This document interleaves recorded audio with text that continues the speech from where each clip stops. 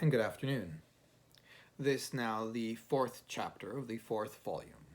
from Travels into Several Remote Nations of the World by Lemuel Gulliver, actually by Jonathan Swift. This fourth chapter, in which the Winham's notion of truth and falsehood, the author's discourse, disapproved by his master. The author gives a more particular account of himself and the accidents of his voyage. Now my master heard me with great appearances of uneasiness in his countenance, because doubting or not believing are so little known in this country that the inhabitants cannot tell how to behave themselves under such circumstances. And I remember, in frequent discourses with my master concerning the nature of manhood in other parts of the world, having occasion to talk of lying and false representation, it was with much difficulty that he even comprehended what I meant, although he had otherwise a most acute judgment. For he argued thus, that the use of speech was to make us understand one another, and to receive information of facts. Now, if anyone said the thing that was not, these ends were defeated, because I cannot properly be said to understand him. And I am so far from receiving information that he leaves me worse than in ignorance, for I am led to believe a thing black when it is white, or short when it is long. And these were all the notions he had concerning that faculty of lying so perfectly well understood and so universally practiced among human creatures. And to return from this digression,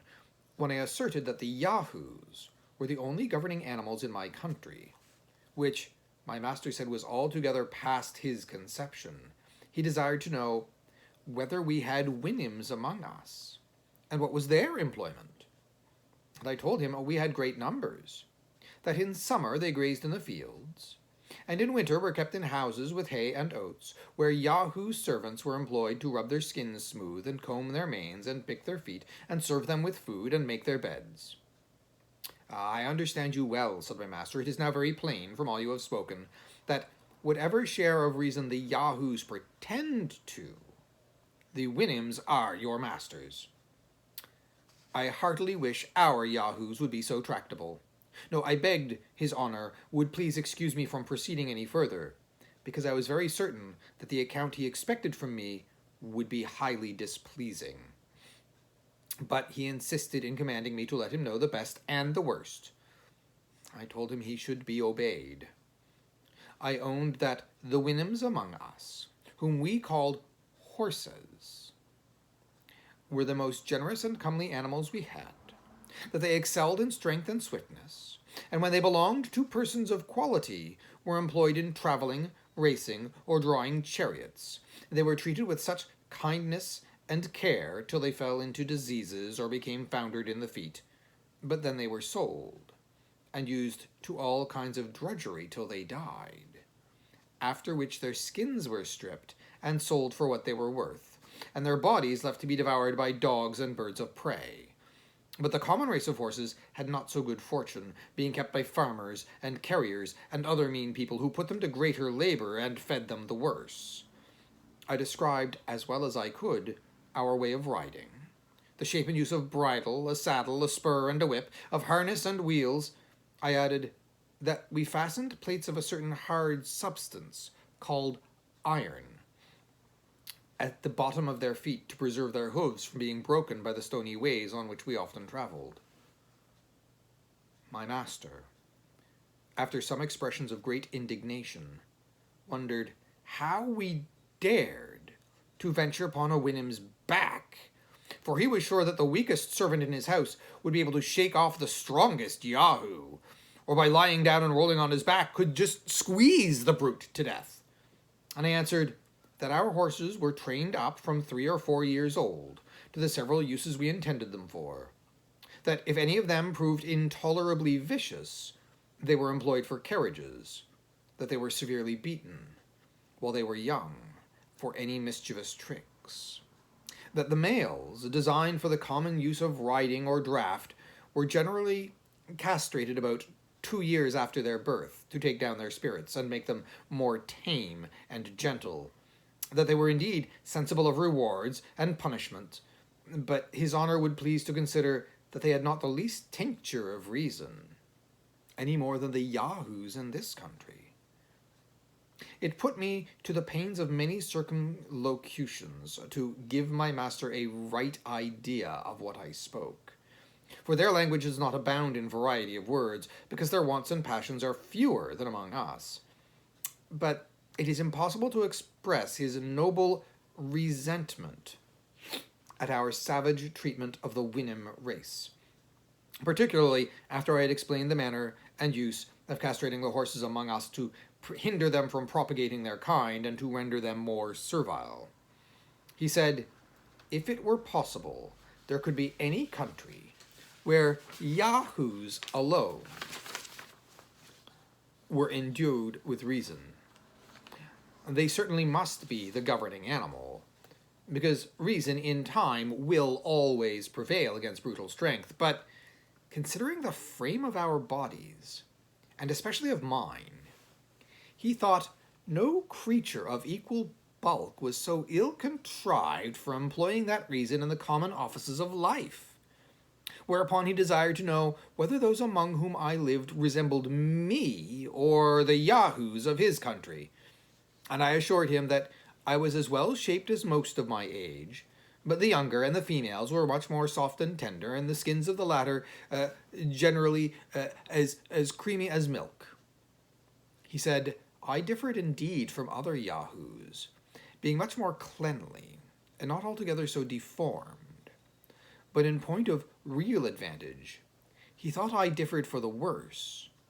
Well, that my nails were of no use either to my fore or hinder feet, and as to my forefeet, he could not properly even call them by that name, for he never observed me to walk upon them,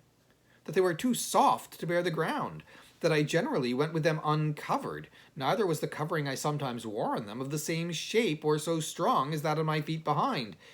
that I could not walk with any security, for if either of my hinder feet slipped, I must inevitably fall. He then began to find fault with other parts of my body, the flatness of my face, the prominence of my nose, my eyes placed directly in front so that I could not look to either side without turning my head, that I was not able to feed myself without lifting one of my forefeet to my mouth, and that therefore nature had placed those joints to answer the necessity. He knew not what could be the use of those several clefts and divisions in my feet behind, that these were too soft to bear the hardness and sharpness of stones without a covering made from the skin of some other brute, that my whole body wanted a fence against heat and cold, which I was forced to put on and off every day with tediousness and trouble,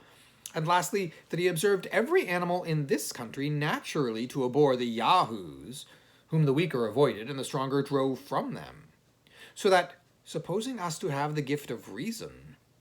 he could not see how it were possible to cure that natural antipathy, which every creature discovered against us, nor consequently how we could tame and render them serviceable. However, he would, as he said, debate the matter no farther, because he was more desirous to know my own story, the country where I was born, and the several actions and events of my life before I came hither. I assured him how extremely desirous I was that he should be satisfied on every point, but I doubted much whether it would be possible for me to explain myself on several subjects, whereof his honour could have no conception, because I saw nothing in his country to which I could resemble them. That, however, I would do my best, and strive to express by similitudes, humbly desiring his assistance when I wanted proper words, which he was pleased to promise me. I said, my birth was of honest parents, in an island called England, which was remote from his country, as many days' journey as the strongest of his honour's servants could travel in the annual course of the sun. That I was bred a surgeon, whose trade is to cure wounds and hurts in the body, gotten by accident or by violence. That my country was governed by a female man, whom we called Queen. That I left it to get riches, whereby I might maintain myself and family when I should return. That in my last voyage I was commander of the ship, and had about 50 yahoos serving under me, many of which died at sea, and I was forced to supply them by others, picked out from several nations. That our ship was twice in danger of being sunk, the first time by a great storm, and the second by striking against a rock. And here my master interposed by asking me how I could persuade strangers of different countries to venture with me after the losses I had sustained and the hazards I had run. I said they were fellows of desperate fortunes, forced to fly from the places of their birth on account of their poverty or their crimes. Some were undone by lawsuits, others spent all they had in drinking and gaming, others fled for treason, many for murder, or theft, or poisoning, or robbery, or perjury, or forgery, coining false money, for committing rapes or sodomy, or flying from their colors, or deserting to the enemy, and most of them had broken prison. None of them durst return to their native countries for fear of being hanged, or starving in a jail, and therefore they were under the necessity of seeking a livelihood in other places. During this discourse, my master was pleased to interrupt me several times. I had made use of many circumlocutions in describing to him the nature of the several crimes for which most of our crew had been forced to fly their country. This labor took up several days' conversation before he was able to comprehend me. He was wholly at a loss to know what could be the use or necessity of practicing these vices. To clear up which, I endeavored to give him some idea of the desire of power and riches, of the terrible effects of lust and intemperance and malice and envy. All this I was forced to define and describe by putting cases and making suppositions. After which, like one whose imagination was struck with something never seen or heard of before, he would lift up his eyes with amazement and indignation. Power, government, war, law, punishment, and 1,000 other things had no terms wherein that language could even express them, which made the difficulty almost insuperable to give my master any conception of what I meant. But being of an excellent understanding, much improved by contemplation and converse, he at last arrived at a competent knowledge of what human nature, in our parts of the world, is capable to perform, and desired that I would give him some particular account of that land which we call Europe, but especially of my own country. And thus ends the 4th chapter of the 4th volume, from Lemuel Gulliver's Travels into Several Remote Nations of the World, by Jonathan Swift.